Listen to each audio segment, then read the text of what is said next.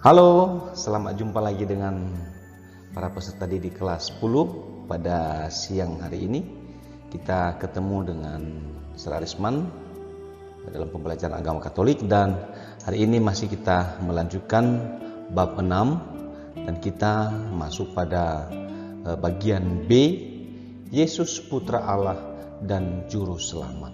Ya, kemarin kita melihat bahwa Yesus adalah sahabat, idola kita. Nah, sekarang kita mau masuk sedikit lebih mendalam bahwa Yesus itu adalah Putra Allah dan Dia Juru Selamat.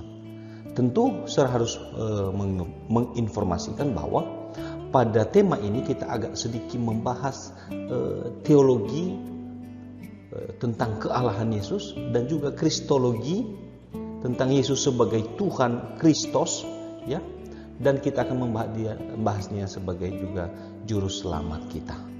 Maka untuk itu silakan ya mengikuti pembelajaran ini dengan baik, ya, lihat videonya sampai selesai, ya. Nah, mari kita awali dengan doa. Dalam nama Bapa, Putra dan Roh Kudus. Amin. Ya Yesus Kristus yang baik, para rasul telah mewariskan kepada kami pengalaman dan penghayatan iman mereka akan Engkau. Mereka mengimani Engkau sebagai anak Allah, sebagai Tuhan dan Juru Selamat. Curahilah kami dengan Roh Kudus-Mu agar melalui pelajaran hari ini kami pun dapat mengimani Engkau dan menyatakan kebaikan-Mu kepada sesama kami. Amin. Dalam nama Bapa, Putra dan Roh Kudus. Amin. Nah, kita mencoba sebenarnya membahas kebiasaan pemberian gelar dalam masyarakat, ya. Tetapi lebih kita fokus pada nanti ada sebuah litani tentang Yesus, ya. Tetapi mengawali itu sebenarnya sering sekali dalam masyarakat kita ada gelar-gelar datuk, ya, yang mulia, ya, yang kita tuakan, ya. Dan itu biasanya pemberian gelar itu sehubungan dengan karakter orang itu yang memang dia unggul, dituakan, bisa menjadi teladan. Nah, coba kita lihat bagaimana ya litani domba kudus yang diserahkan kepada Yesus. Serahkan darah lebih cepat karena ini doa kita. Yesus kecil domba yang kudus, lapangkanlah dadamu ya domba kudus, yang terbantai di tengah siang, limpahkanlah kiranya berkat-Mu bagai air, yang berdarah bagai anggur, meluaplah ampun dari samudra kasih-Mu, yang menyala bagaikan kandil, kami semua adalah milik-Mu, duhai daging korban yang sempurna, ia tempat lari segala jiwa yang papa, ia bunga putih keputihan dan bunga-bunga, ia burung dara dari gading, ia utusan Bapa dan dirinya, ia tebing yang dipukuli arus air, lapangkanlah dadamu ya domba kudus.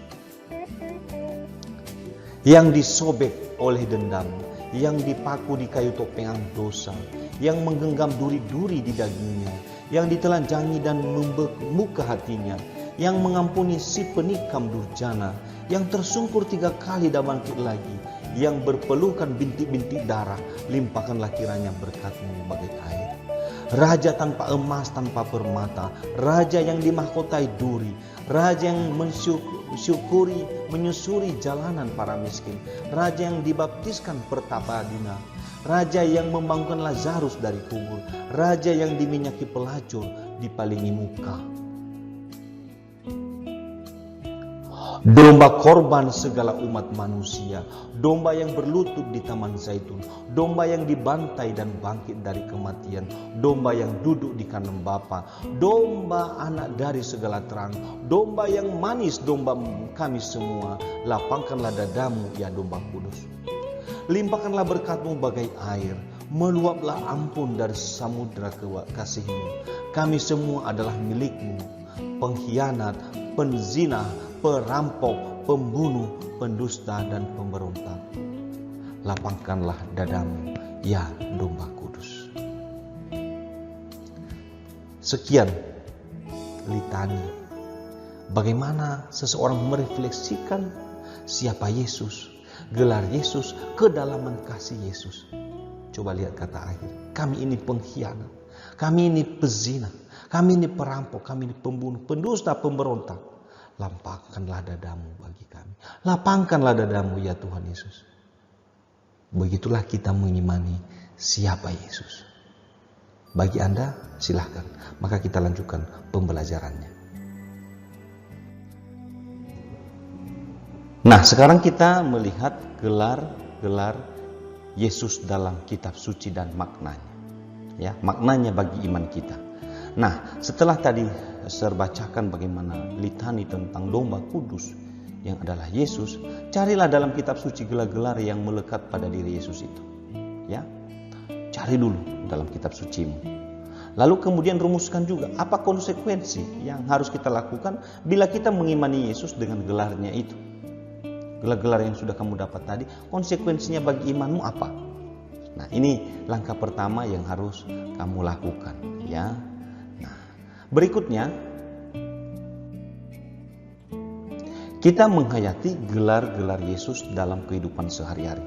Nah, ini saya kutip dari Matius 16, 13 sampai 20. Nah, mari kita baca sama-sama. Setelah Yesus tiba di daerah Kaisarea, ya Filipi, ia bertanya kepada murid-muridnya, kata orang siapakah anak manusia itu? Jawab mereka, ada yang mengatakan Yohanes Pembaptis, ada juga yang mengatakan Elia, dan ada pula yang mengatakan Yeremia atau salah seorang dari nabi. Lalu Yesus bertanya kepada mereka, tetapi apa katamu, siapakah aku ini? Maka jawab Simon Petrus, engkau adalah Mesias, anak Allah yang hidup. Kata Yesus kepadanya, berbahagialah engkau Simon bin Yunus, sebab bukan manusia yang menyatakan itu kepadamu, melainkan Bapa-Ku yang di surga. Dan aku pun berkata kepadamu, engkau adalah Petrus, dan di atas batu karang ini aku akan mendirikan jemaatku, dan alam maut tidak akan menguasainya. Kepadamu akan kuberikan kunci kerajaan surga. Apa yang kau ikat di dunia ini akan terikat di surga, dan apa yang kau lepaskan di dunia ini akan terlepaskan di surga.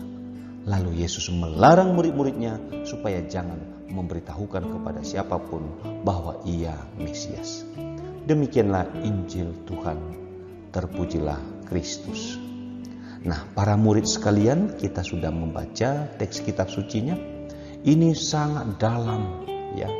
Dialog antara Yesus dan para muridnya, terutama Petrus, ya, dengan menyatakan bahwa engkau adalah Mesias, sebuah pernyataan iman, pengakuan bahwa Yesus itu adalah juru selamat, Tuhan dan anak Allah.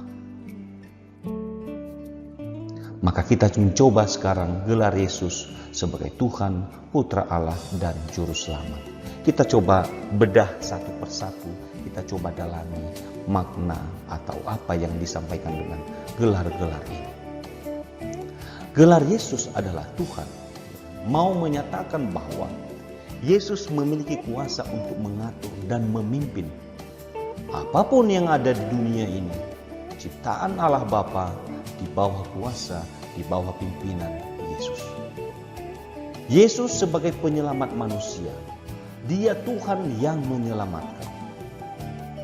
Dan terkait kemuliaannya yang akan datang, bahwa Yesus adalah Tuhan kita.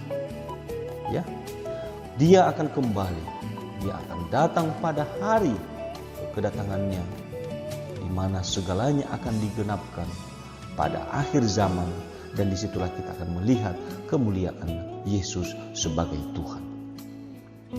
Nah, Yesus sebagai Tuhan, ya, sebenarnya menunjukkan wibawa dan kuasa Yesus yang tidak dapat dibantahkan oleh siapapun. Maka ketika terjadi nanti, ya, kita sebentar lagi menyaksikan dalam Jumat Agung, di mana sempat Pilatus mengatakan, aku bisa, ya, menjatuhkan hukuman, aku bisa menetapkan. Tapi Yesus mengatakan kepadanya, tidak, engkau tidak punya hak atas diriku. Jadi wibawa Yesus tak ada yang bisa membantahkan. Ya. Dan berikutnya adalah sering sekali dalam seruan doa dan ibadat kita menyebut Yesus Tuhan, Tuhan Yesus. Dan itulah seruan doa kita. Apa itu artinya? bahwa di dalam dialog kita kepada Tuhan, kita mengimani bahwa Yesus adalah Tuhan kita. Yesus adalah yang berkuasa atas diri kita. Yesuslah yang memimpin kita. Dan itulah menjadi jalan keselamatan kita. Itu harusnya menjadi pemahaman dari iman kita. Yesus adalah Tuhan. Gelar yang kedua adalah Yesus adalah anak Allah.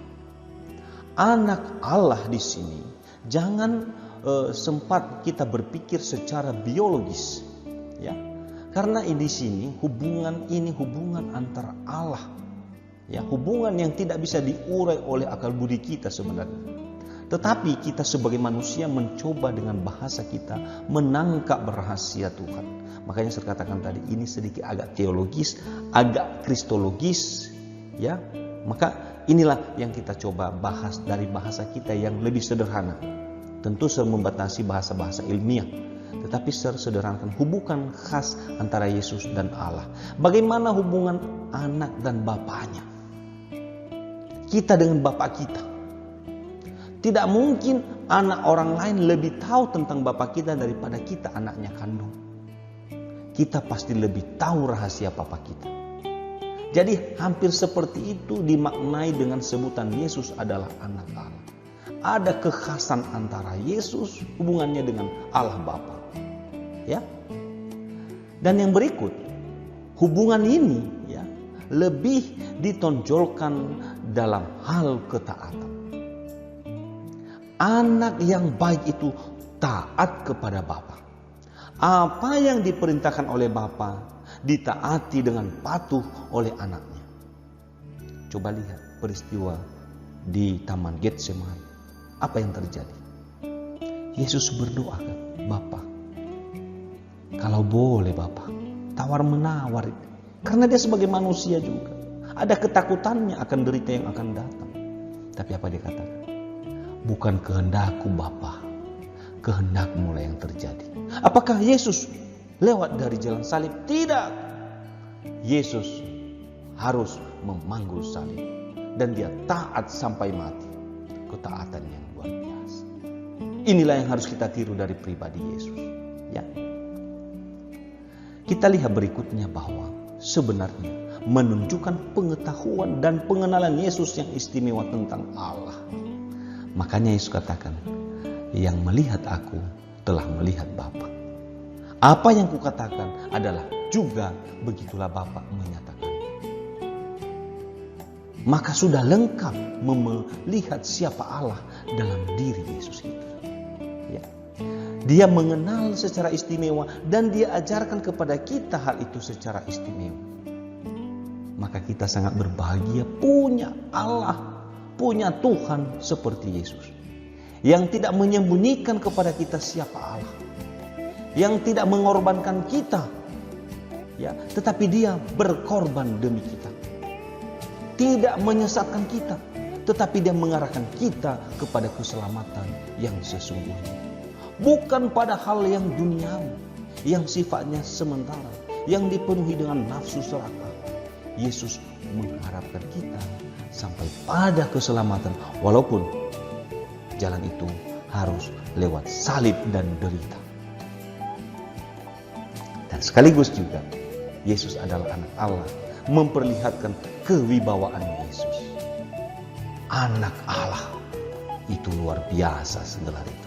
Coba aja kalau misalnya kita ada di suatu tempat dan disebut itu adalah anak presiden, anak gubernur, anak kapolri, anak pejabat, anak pengusaha, anak bos.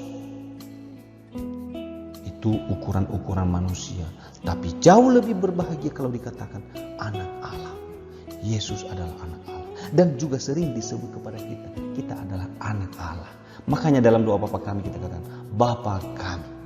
Tetapi baru bisa kita katakan Bapa kami kalau kita betul-betul bertindak sebagai anak. Anak Allah yang melakukan kehendak Allah. Berikutnya, Yesus adalah juru selamat. Yesus membebaskan manusia dari dosa dan mendekatkan kita kepada Allah. Coba lihat, juru selamat, juru parkir, juru masak, berarti ahli. Ahli dalam apa Yesus? Ahli menyelamatkan. Kenapa? Manusia ini sering terkurung oleh dosa. Sering jauh dari Tuhan karena kemanusiaan kita yang dominan jauh dari Tuhan. Dan Yesus paling ahli untuk mengambil kita kembali, untuk mengarahkan kita kembali semakin dekat kepada Allah. Dialah yang paling ahli. Jangan lagi percaya kepada yang lain, percaya saja kepada Yesus. Keselamatan manusia merupakan karunia semata. Karunia Allah gratuis diberikan kepada kita secara cuma-cuma oleh Sang Juru Selamat. Bukan karena kebaikan kita, bukan karena kita rebut surga itu. Ya, ada banyak akhir-akhir ini yang mencoba merebut surga dengan bom bunuh diri, dengan mati konyol membunuh orang lain. Betul-betul keselamatan yang konyol. Tapi Yesus adalah pemberi keselamatan secara gratis kepada kita. Allah bersikap aktif mengupayakan keselamatan kita. Biji yang ditaburkan, Allah yang menaburkan. Dia dalam hati kita. Dia aktif menaburkan kebaikan dalam hati kita, supaya kita memilih keselamatan yang sejati. Dan Yesus datang menolong kita. Kenapa? Karena kita pada dasarnya manusia ini tidak dapat menolong dirinya sendiri. Maka untuk itu, mari kita jadikan Yesus sebagai Tuhan kita, Juru Selamat kita, karena Dia adalah Anak Allah. Demikian saya berikan beberapa penugasan. Ini penugasannya bebas nih ya. Kerjakan di bukumu sendiri ya. Temukan makna gelar-gelar Yesus bagi kita sebagai Tuhan. Apa maknanya bagi kita sebagai anak Allah? Apa maknanya bagi kita sebagai Juru Selamat? Apa maknanya bagi kita? Nanti silakan uraikanlah di pertanyaan yang saya munculkan di Edmodo. Maka mari kita tutup pembelajaran ini dengan doa. Dalam nama Bapa, Putra, dan Roh Kudus. Amin. Mari kita doakan sama-sama. Salam Maria satu kali, kemuliaan satu kali. Salam Maria penuh rahmat, Tuhan sertamu. Terpujilah engkau di antara wanita, dan terpujilah buah tubuhmu Yesus. Santa Maria Bunda Allah, doakanlah kami yang berdosa ini sekarang dan waktu kami mati. Kemuliaan kepada Bapa dan Putra dan Roh Kudus, seperti pada permulaan, sekarang, selalu, dan sepanjang segala abad. Amin. Dalam nama Bapa, Putra, dan Roh Kudus.